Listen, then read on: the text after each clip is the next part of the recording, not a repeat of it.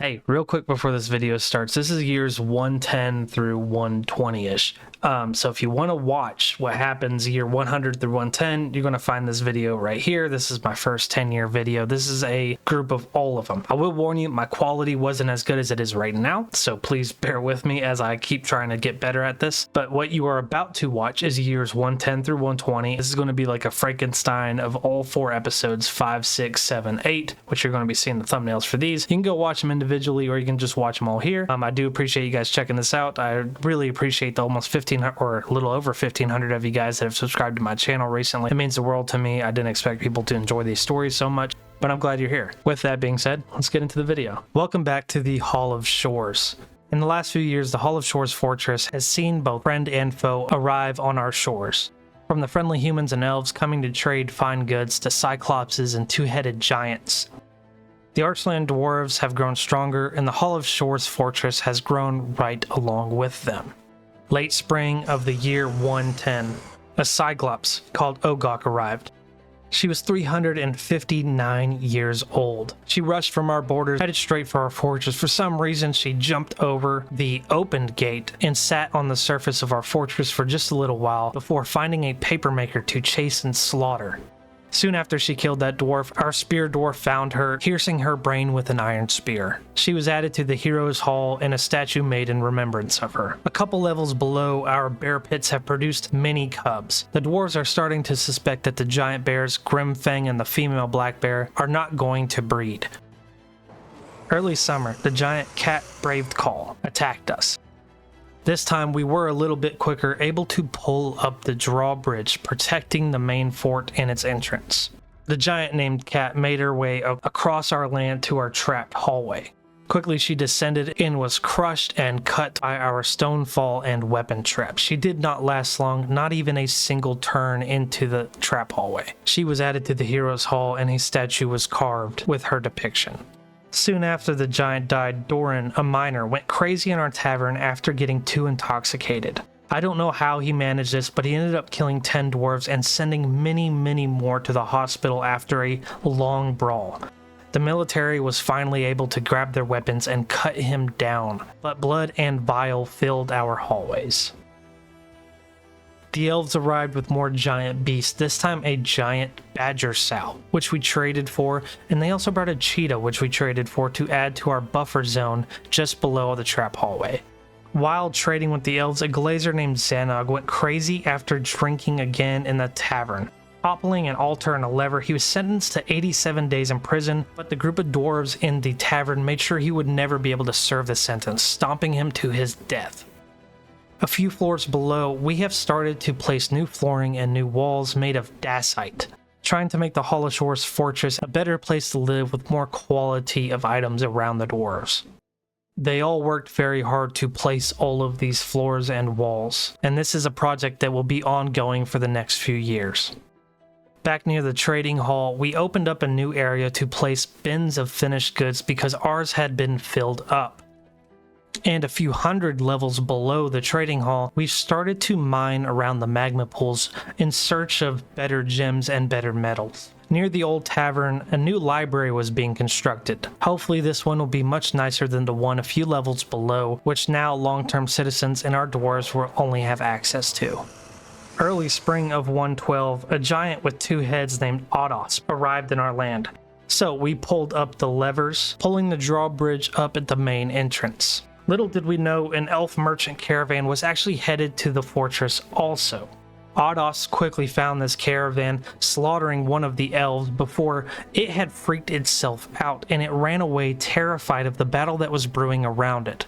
An elf merchant chased it for a little while, trying to harm the beast, but eventually just gave up. The large 2-headed beast spent some time running around the surface, not knowing quite what to do before it finally decided to find the entrance to the fortress in the trap hallway. Now before he can make it there, a group of citizens armed with pickaxes and axes dismembered and disemboweled the beast before leaving it to die. The elven caravan was carrying 3 giant animals, which was actually on a horse that was killed. The elves ended up running away, leaving us with a giant possum, a bird, and a langor monkey, which will now defend our fortress fortress just off the trap hallway. The new library was finished with construction, and we named it the Palace of Diamonds. Also, our hero's hall was getting filled up with giants and cyclopses and two-headed beasts, with statues built to remember them all by. Now, this is something I have never seen in a fortress before, but one of the dwarves was actually possessed by a ghost. After laying the ghost to rest with the memorial slab, the miner was just fine and actually had no thoughts of it. Though our memorial slab hallway has been growing long recently, and so have our tombs. We may need to expand this in the future if dwarves continue to die. In the caverns, we found a column of fine jewels which we really wanted to mine. When we mined it though, the cavern collapsed a little bit, actually killing one of our dwarves named Aerith. She was one of our miners. Just on the other side of the caverns, a forgotten beast named Strawn, a one-eyed newt that could shoot webs. I had been eyeballing this for a little while because I noticed he was injured from a previous fight with a forgotten beast. I sent the militia squad the Thorns of the Earth, who had been practicing for a couple years and had not had a good fight recently. I sent them down into the caverns to station. Little did they know a forgotten beast was just below them in the water, stalking them like a crocodile. The forgotten beast ended up jumping out of the water, seeing the dwarves on the other side, and given my dwarves the kill command, they knew exactly the fight that was coming to them. A mace lord dwarf named Monum leaped through the air, holding his steel mace in both hands overhead. He was caught by a group of webs and was quickly dismembered by the beast, dying almost instantly. A sword master named Thicket swung his iron sword in an arch, lopping off the head of the forgotten beast. The humans arrived soon after. We had plenty of bins of finished goods that we had not traded, so we traded them all to them, leaving them a profit of 76,000 value, which they were very ecstatic about. A couple floors below, the Hero's Hall, the first one, is complete. Every dacite pedestal filled with an accomplishment of the Archland dwarves here in the Hall of Shores Fortress. Statues built to remember what the beasts look like, even though they may now be just mangled skeletons. A third barracks was built for the Fondled Treaties, a new militia squad adorned with iron armor and iron weapons. This will soon be another skillful militia squad that we could use to defeat our foes. Midsummer of 112, a giant named Asa arrived. Asa quickly ran from our borders, heading straight for the trap hallway. With the gate pulled up, she had no choice but to run through the thin hallway adorned with traps. I sent the militia squads after it, but the weapon traps did their job a little too quickly. She didn't make it past the first one. She was sent to the Hero's Hall, and a statue was built in her depiction. The last few years has been eye-opening for the dwarves in the Hall of Shores. They have lost so many kinfolk, yet gained so much. A new declaration of war had been signed. There was no turning back now. The dwarves had struck first, launching a surprise attack on the distant civilization of goblins to the east. A beast of legend emerged from the depths, a massive warthog-shaped horror that tore through the fortress, leaving dwarf carcasses scattered throughout the halls. Yet even as the fort mourned its losses, the war escalated outside. A raiding party sent to a distant goblin city returned with a prize beyond imagination. A fierce and unbroken dragon. This beast's arrival marked the turning point, a change in the morale of the war. The foe was stronger than the dwarves had previously thought. The fortress prepared for battle, the fate of these ocean shore-bound dwarves now intertwined with that of fire and hate. Our story starts in late winter of the year 112. After spending some time digging out our cavern, I noticed it had been a while since the goblins had last attacked us, so we're going to take the battle to them. Sending out 2 squads of our most able-bodied dwarfs clad in iron armor, we went to attack the fortress of the Shady Steppes, hopefully prompting the goblins who live there and their civilization to send a counterattack. So our dwarves set out on the raid mission that would take multiple days. After returning, we found out there were only 2 goblins that were killed in the raid, so we sent out our 3rd militia group to go settle the fortress, granting us another land under our dominion and expanding our borders as a civilization. The goblins did send a counterattack, but for some reason, the group that they brought retreated as soon as they entered our borders. Now what they did do was send 3 thieves to our fort. The dwarves just figured it was a scouting party, with a larger force soon to come. The 3 thieves rushed into our fortress where they were promptly met with grizzly bears and dogs who had been trained for war. These thieves did not last very long as their pools of blood littered our hallways and our front entrance. Mid-spring of 113, with the goblins not sending a whole lot of troops to fight, I decided to attack and declare war on a new goblin civilization, hoping that they will come and wage actual war against us instead of sending scout parties and thieves to attack us constantly. Below in our caverns, a forgotten beast named Zagstock was fighting 10 reptilian folk who had tried to claim the cavern for themselves. The giant spider-like creature fought with them till the end, taking several life-threatening wounds from the spears and swords of the reptilian folk. After the battle, the forgotten beast crawled into the water and passed away alone and cold, bleeding out into the underground ocean. Early summer of 113, the humans came with another large trade caravan, where we traded them a huge surplus of barrels of prepared meals and bins of finished goods made of bone. We traded it for new seeds, pile of fish, and library materials, leaving them with a profit of about 43,000 value. Just on the surface to the right of our trade post, we started a new construction, which will be a 3-story building with gardens at the bottom where we can now grow new plants and not just the dwarven staples like plump helmets and dimple cups. A forgotten beast. Its massive form squeezed through a fissure down below in our caverns, its gray jagged scales scraping across the stone. It was a warthog, its bloated belly a hideous sight, and its eyes held the most terror. Eyes that gleamed with hunger and malice. As it crept upward, the beast's hooves clattered on the stone steps, moving ever closer to the dwarves above. When it reached the lower levels where the miners brought their ore to the smelters, the horror began. The dwarves barely had time to scream as the beast unleashed thick and sticky webs, ensnaring them where they stood. Trapped and helpless, they were dragged toward its maw, their blood staining the stone floors and staircases below them. The warthog beast was relentless. Its strength seemingly endless. 37 dwarves fell in its path, crushed under its weight or caught in its webs. Their bodies were strewn across the stairs they had so often climbed with oars in their hand. As the battle dragged on, the beast's strength began to wane. Its blood, thick and black, oozed from countless wounds from our dwarves. Pulling on the stone stairs, it faltered, its massive form slowing. And with a final shuddering gasp, the warthog beast collapsed. It bled out there on the stairs, its body heaving one last time before it lay still. The beast, Ebra, the scaly warthog that had crawled from beneath our caverns, had taken many dwarves. Her carcass was hauled to the Heroes' Hall, where a statue was made depicting the animal. This is going to be a day that the dwarves of the Hollow Shores will never forget, and soon they went about burying their kinfolk and holding their rituals over the coffins. Soon after the disaster that was the forgotten beast, Ebra, our dwarves finally returned after attacking the new goblin civilization. With them, they brought back 4 beaked dogs, but also a cave dragon. Now, this was very interesting to our dwarves because this means that the enemy had dragons in their possession, tamed beasts that could easily destroy our fortress. And with our lowered population due to the forgotten beast Ebra, this was not a good sign. The good news was that we had at least one of them. How many they had, we don't know yet. But our fortress needed to prepare for the fact that the goblins even had these beasts. The goblins must have figured out that we had stolen one of their dragons because soon after our militia arrived back with it, a vile force arrived. Now this was only about 5 or 6 crossbow goblins, but clearly they were searching for something. Quickly they sprinted across our territory and made their way into our trap hallway. Now our trap hallway has stood for 13 years now. It is a proven, reliable way to cut down our enemies, and our traps did their job. Dismembering goblins, disemboweling them, and just breaking the morale. Quickly, they retreated, but one of them was heavily injured and moving slowly. So the Halls of Glee, who had just returned with one of the dragons, set out to cut down these goblins as they fled.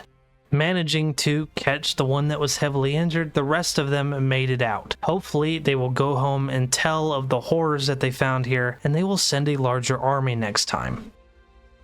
Early autumn of 113, the Minotaur named Engo arrived. She ran so fast across our territory we actually couldn't get the gate closed. So she made it into the fort using the front door, where quickly she was met with our dogs, giant black bears, and grizzly bears. Surprisingly, it wasn't the giant black bear Grimfang, or the other giant black bear who has yet to get a name that ended up killing the Minotaur, but just a dog. The dwarves were all surprised by this, but a foe had been avoided, and that carcass was brought to the hero's hall, and a statue of the Minotaur Engo was built in its depiction. The animals on watch didn't have any time to sound the alarm before a were-giraffe lunged into the front entrance. Its elongated neck and gnarled limbs moved with unnatural speed. The dwarves soon discovered that the werebeast was not just an unknown foe, but a former member of the Hall of Shores, who had returned to wreak havoc among the halls once again. Attis Evist, a spinner, was infected years ago and expelled from the fort. She had made her return.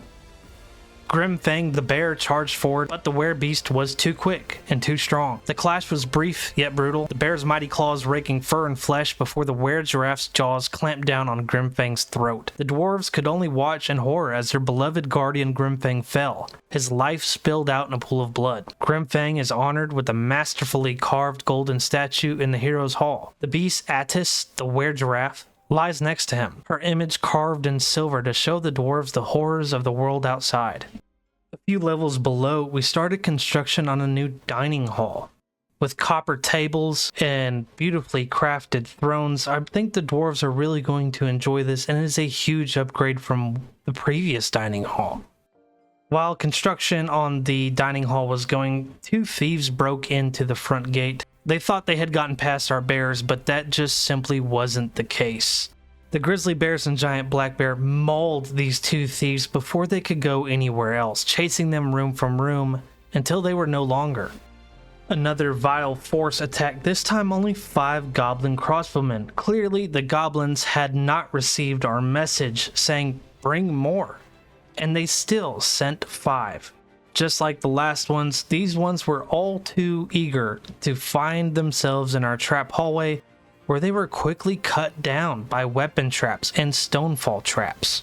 As they crawled over their friends' remains and body parts, they just found themselves in another trap. This time there were none who were too injured or too slow, and our military wasn't able to get any of them.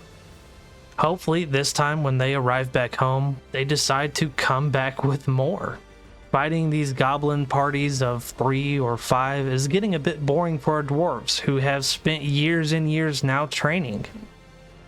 In a brief month of peace, we decided to start building a new temple room. This is going to house 6 temples total, which should all be temple complexes once we add artifact rooms to increase their value. This temple is going to be full of copper altars and copper statues due to the fact that we have over 2,500 bars of copper just kind of laying around.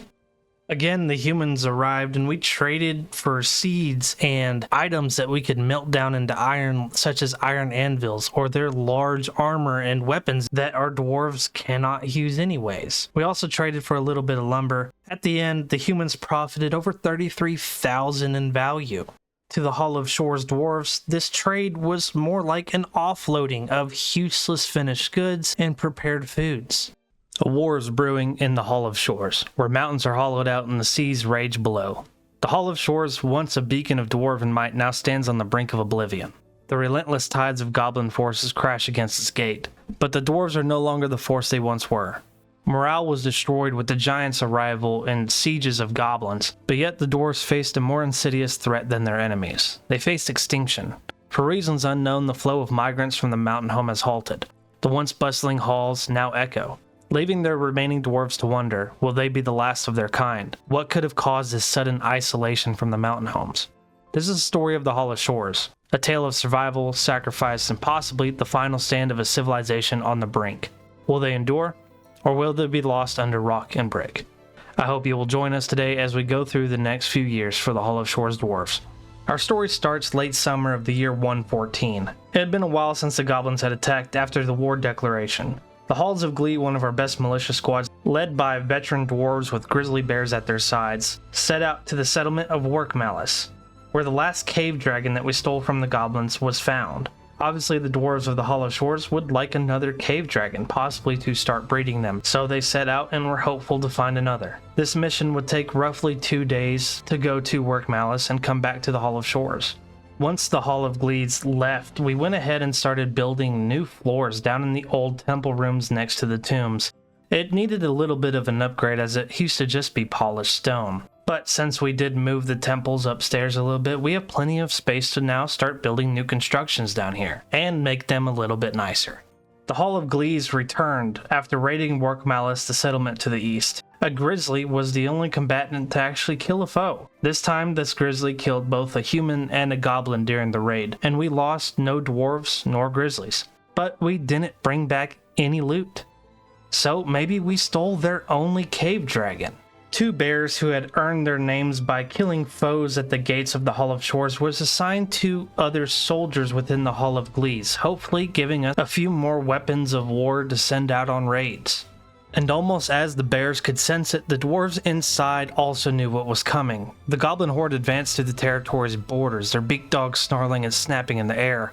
The goblins' eyes gleamed with malice, eager to claim the dwarves' riches inside the fort. They rushed into the twisting corridors of the trap hallway due to the gate being closed. Inside the fortress, the dwarves had braced for the onslaught. Only one military squad was ready to defend the Hall of Shores. The Halls of Glee were out on a mission. The Thorns of the Earth, the militia squad, a stalwart but young group of warriors. They tightened their grips on their weapons, prepared to meet the invaders head on. It'd be a brutal fight. The goblins outnumbered them, and their beak dogs were fierce in battle. The goblins charged through the long, twisting hallway, their war cries echoing through the stone corridors. The clash of steel and the roars of the beak dogs filled the air, and the Thrones of the Earth knew they'd meet them at the bottleneck. When the situation seemed dire, a war cry was heard from the entrance of the trap hallway outside. The Halls of Glee, the militia squad, had returned from the raiding mission. Hardened by years of battle and led by seasoned veterans, they brought with them fearsome allies, trained war grizzly bears, ferocious on the field of battle and their loyalty to the dwarves. Without warning, the Halls of Glee struck the goblin force from behind. The goblins caught between the two squads were thrown into disarray. The dwarves fought with renewed vigor, while the grizzly bears tore through the ranks of the goblins and their beak dogs. The dwarves of the Hall of Shores pressed the attack from both sides, crushing the invaders in a perfectly executed ambush. When the dust settled and the last goblin fell, the dwarves stood victorious. Not a single dwarf nor bear had been lost. The fortress remained secure, a testament to the dwarven courage and the strength of their unity. The goblin siege had been broken. The Hall of Shores remained unbreached, but its defenders were more determined than ever to protect their home in this war. Right after the siege, a handful of goblins showed up. Now, this wasn't a giant army full of goblins and beak dogs that could actually pull off a siege. Some of the dwarven soldiers were convinced that they had assumed that they would have won, and this was just a group of intelligence or some extra reinforcements, possibly even builders to start building in their new home. What they didn't know was that the rest of their army was gone, very few of them even escaping our borders, and they fell into our trap hallway just as their kin did. Our traps ripped and crushed through the copper and iron armor. These bowmen stood no chance, and a couple of them just retreated after a while. Early spring of 115, the humans arrived with another trade caravan, this time bringing a handful of wagons and a bunch of horses following them. They'd always bring us extra seeds after hearing about our new garden room, but we also traded for their large iron armor and iron anvils, which we then smelted down into iron bars to craft our own goods. We sent them home with a profit of over 27,000 value. Knowing we needed to counterattack after that huge siege that the goblins sent us, they sent the Hall of Glees out to a settlement called Hexdishes, where the Hall of Glees, led by our veterans, led a few more grizzly bears who had just recently been assigned to them. The Hall of Shore dwarves are known worldwide for their ability to train grizzly bears. With a couple of our animal trainers are very, very good at it. The grizzly bears spend a little bit of time at the front gate guarding the Hall of Shores until they earn a name by killing foes. Once they have that name, they are assigned to a soldier in one of our militia squads. And it doesn't take long for these bears to earn their names. Like right here, when 3 goblin thieves decided to enter the fortress and run around for a bit. Our bears chased them from room to room and finally got a hold of them, with 2 goblin carcasses littering our front hallway. One of them was killed by dogs within the bedroom level. The 2 bears that did get the goblin kills up top were unpastured and then assigned to the Halls of Glee soldiers.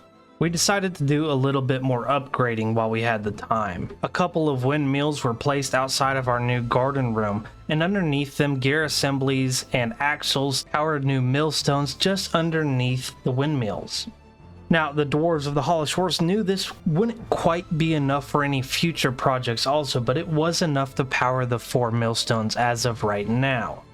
To start construction on future projects though, they started to add floors and pillars to help support the garden building. This was a 3-story building that on the roof they were hoping to build more windmills to help power more new machines within the fortress.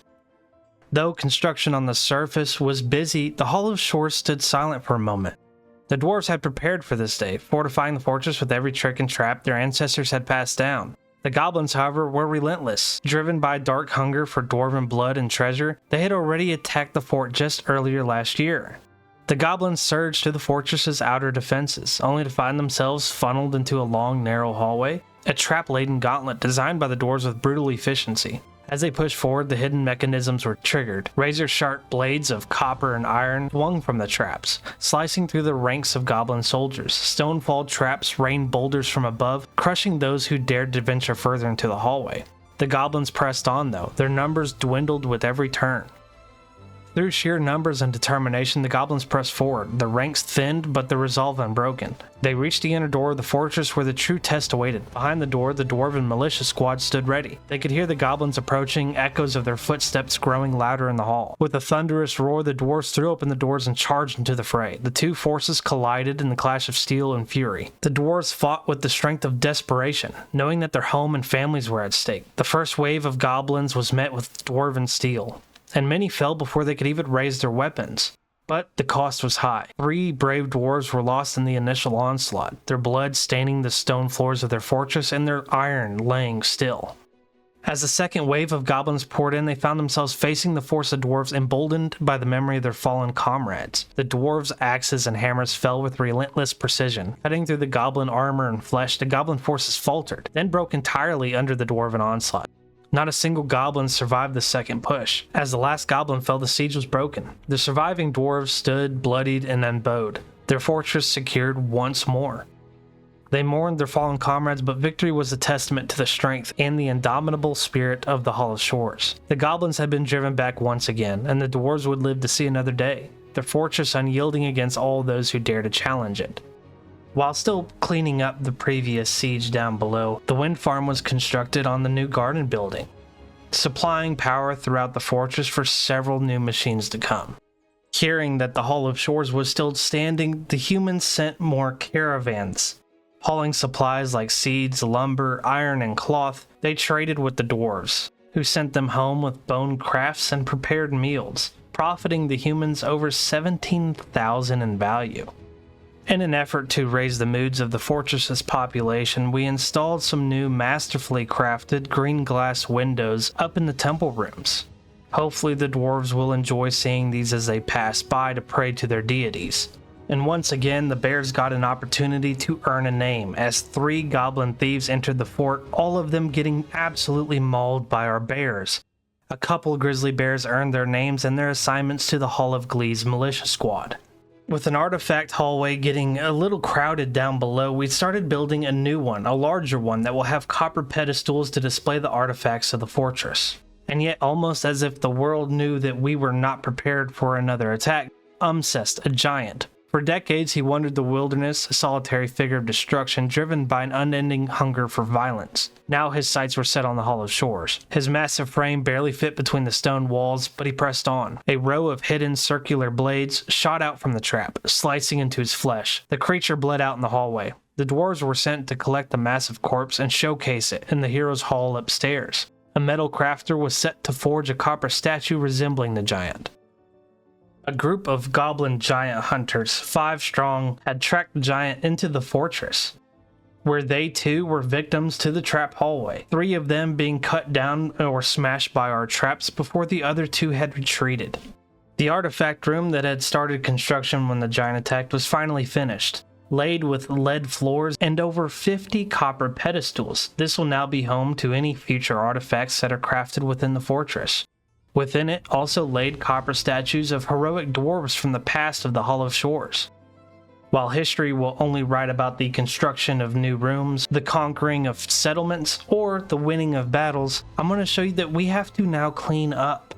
Dwarves were sent down into the trap hallway to start picking up bones and pieces of flesh and carcasses from enemies. throwing them into the atomizer, we tried to salvage as much as possible, but this will be a long, probably year-long process. Welcome to the Hall of Shores, a dwarven fortress locked in desperate struggle for survival. Nestled deep within the ground along an ocean coastline, the Hall of Shores has faced relentless attacks from goblin forces, defending their walls and their way of life. But their troubles don't end at their gates. The dwarves have been anxiously awaiting word from their mountain home, Pulley Sizzled, a once great stronghold that has gone silent in recent years. No migrants have arrived, and the long-expected trade caravan has never appeared. With their numbers dwindling and their resources stretched thin, the dwarves of the Hall of Shores finally discovered a grim truth. Goblins had overrun Pulley Sizzled, and the dwarven kin are missing. Faced with this horrifying reality, the dwarves launched a daring and desperate assault on the fallen capital, risking everything that they had left. This is a story of a fortress on the brink, a people fighting for their future, and a battle to reclaim what was once theirs. A story that will fill the history books and the tales that will be told in all corners of this land. Our story starts here in the early summer of year 117. The dwarves had started a new construction on one of our first few floors where the hero's hall lay. This needed a new branch to add some more pedestals to the hall. While that was going on, the humans arrived with a caravan full of goods. We sent them away with over 127,000 in value in profit. This also left our administrators wondering where the caravan from the mountain homes have been. We haven't seen them in multiple years. Our supply of steel and plumb helmets has gone stagnant, just as our population has. After the Forgotten Beast had wiped over half the population, the Hall of Shores hasn't recovered yet. After receiving no migrant waves for years or trade caravans, the administrators for the Hall of Shores fortress had grown increasingly anxious. After years of silence of the mountain home, they decided to take action.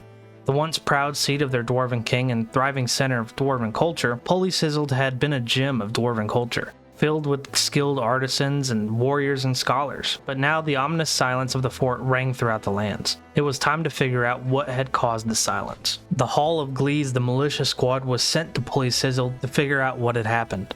After living through multiple sieges and monster attacks, this dwarf had seen maybe not even tens but hundreds of his kinfolk die and decay. The recruit Etor threw a tantrum, starting a fight in our taverns that was quickly ended when he was stomped out by his fellow tavern goers.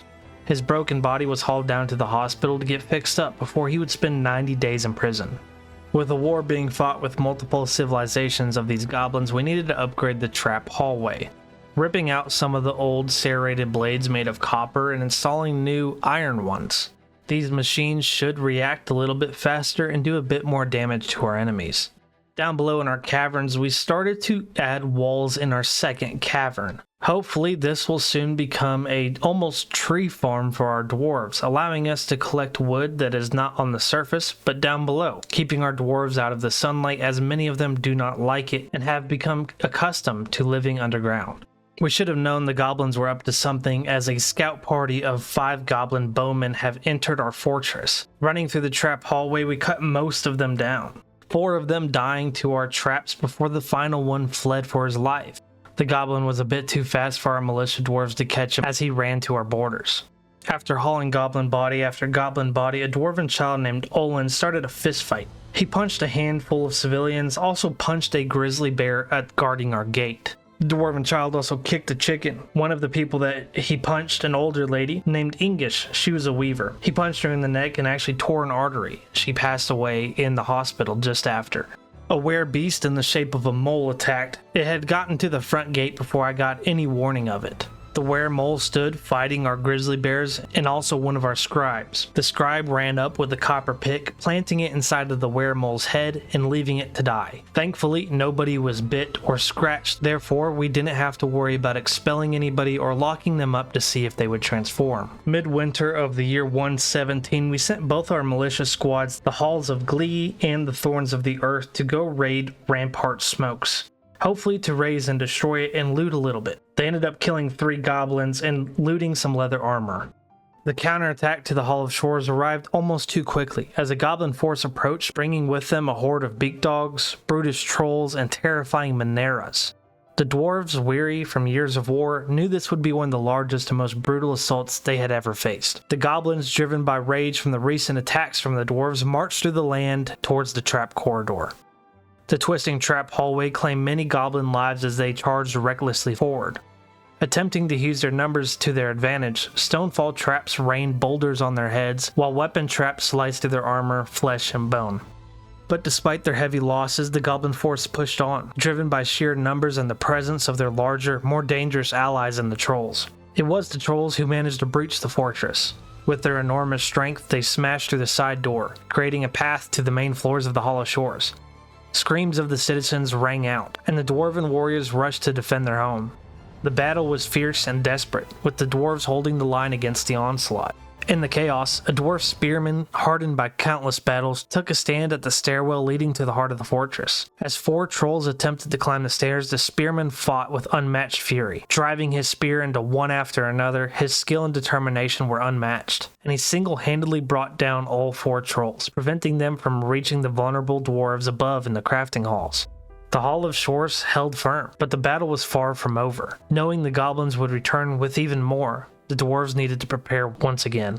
Even with the military fighting as well as it did, a couple trolls, goblins, and other foes made it onto the main floors, where civilians armed with wood-cutting axes and copper pickaxes actually managed to dispatch them, with a little help from our war grizzly bears who roamed the fortress. The history books will tell you of the battles and tell you of the great heroes, but they won't tell you about the cleanup that comes after. Even with all the bodies rotting away and its meat falling from bone and then turning into dust, our dwarves are still picking stuff up out of the trap hallway. Still yet to get to the corpses, or the teeth, or the bones that lay on the floors. This will very easily take up the entire season for us. A thief was found in the fortress and actually managed to bypass our grizzly bears guarding the gate. With him, he had kidnapped one of our dwarven children named Olin, yet the administrators had flagged Olin as a problem child. After going crazy after a few sieges in his earlier years, this child had started many fights, and our militia squad just let him go. We'll let him be the goblins' problem. With the contact being cut off from the mountain homes and the halls of glee sent out to find out what had happened, they found goblins. The goblin civilization had occupied the fort of Pulley Sizzled, and our king and the population that had lived there were nowhere to be found. Knowing that the Hall of Shores was the last fortress for the last bit of the population of the Archland dwarves, a new barracks was being constructed. This time not for long-term use, but for the quick and robust training for recruits. The administrators and the council gathered together and drew up war plans. They had a year to get ready, a year to build an army, a year to forge some of the best gear that they had so far, a year to breed the most ferocious war grizzly bears that this world has ever seen. So the new recruits got busy. They trained in the hallways of the new barracks, testing out their iron shields, breastplates, and weapons. The fortress was stocked with plenty of gear for them to pull from, so they had their choice on which weapons they preferred to use. The cave dragon that we stole from the goblins was assigned to the Halls of Glee commander Litast. Litast would lead the attack against the goblin foes who occupied Pulley Sizzled. While many dwarves were training for war, giant agitated dingoes attacked. These giant creatures filled the stone corridors of the trap hallway. A couple of them were actually cut down by our traps. The few that were left, we sent the dwarves and the militia squads out to attack them. We ended up losing 2 civilians along with 2 members of the militia squads in this fight. One of the giant dingoes picking up one of our swords dwarf and shaking her like a toy. All 4 dwarves were buried downstairs in the tombs, and the dingoes were tossed into the atomizer to be destroyed. An army of 50 dwarves geared up within the Hall of Shores, their faces set with grim determination. Their commander, Litast, stood with her war dragon, reminding them of Pulley Sizzled. Their once glorious mountain home had fallen. The goblins had not only occupied the fortress, but had slaughtered every dwarf inside. The halls that had once echoed with laughter, song, and the ring of hammers were now silent, defiled by an enemy. The dwarves of the Hall of Shores, few in number, were now the last of their kind. Their population had dwindled over years of war, but this final blow had kindled a fire of vengeance within their heart. They knew that to reclaim their old home was a dream long lost, but they could not let the fortress rest in the hands of their ancestral foes. The decision was made. 50 warriors, all that remained that could bear arms, would march to Pulley Sizzled. They would raze it to the ground, ensuring that if it could not belong to the dwarves, it would belong to no one. The journey would be perilous, and many knew that they may not return. But whether they made it back or fell in battle, they would take as many goblins with them as they could. The dwarves would march out, with their bears and lone dragon, their axes and hammers gleaming in the warm light. The weight of their ancestors' memory drove them forward. This was not just a battle, it was the last stand of a proud people, determined to leave their mark on a world that had long forgotten them. The Archland dwarves who had built the Hall of Shores will write their name in history with iron and blood. The silence in the fortress was unnerving, where once the sound of hammer on anvil, pick on stone, and the laughter in the halls filled the air, there was now only stillness. Dust settled slowly for half-finished projects, abandoned tools, and cold, empty forges. The great dining hall, once echoing with the feasts and songs, stood barren, as its long tables lined with untouched mugs of ale and cold meals never eaten had rotted. The administrators who were left behind and the children now knew what it was like to be in a tomb like the hundreds of their kinfolk down below in the caverns. The flames and the torches had been burning out, leaving the halls in a dim twilight. They're barely illuminated by the faint glow of the magma forges far below in the caverns. No one knew if the squads would return, but in silence there was promise. Etched into every stone, every hall, and every weapon left behind, they would either return to reclaim the halls, or they would not return at all. Until then, the fortress would wait, silent as a grave, holding its breath in the fate for the last of its dwarves. And yet that was a fate that would never come. 20 years. The Hall of Shores stood 20 years, with the last of its brave population running off the pulley seas to fight the goblins who had occupied their mountain home. These dwarves will never be forgotten, as their fortress still stands, every engraving, book, and statue remembering their history. The dwarves never returned. Not one out of the 50 ever returned to the fortress for a few more seasons. As far as the Hall of Shores and the Archland dwarves knows, they are still there, fighting the good fight. I just want to say thank you guys once again for even just clicking on this video. If you've made it this far, I really appreciate you guys. And also thank you to the 1,500 of you plus that have subscribed to my channel. I truly do appreciate you guys. I'm a smaller YouTuber, so likes, comments, shares, whatever, it helps me out a ton. If you guys are interested, I don't expect anybody to ever click on this, but there is like merch stuff down below. You can find it in the link tree in my description. So if you want to check that out and support me, there's a way to do it. You just clicking on this video is plenty for me. It supports me just enough, so I really do appreciate you guys coming here. If you'd like to stick around, hit that sub button, and I'll see you guys in the next video. The 20-year video, the complete video of the entire story of the Hall of Shores will be coming out very soon, if it's not out already. So look out for that, and I'll see you guys in the next one. Peace.